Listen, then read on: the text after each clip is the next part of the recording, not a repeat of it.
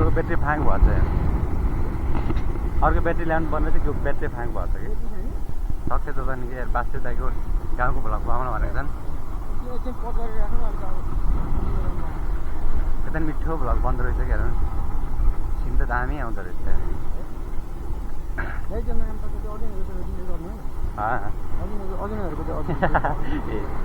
viral भनिदिने होइन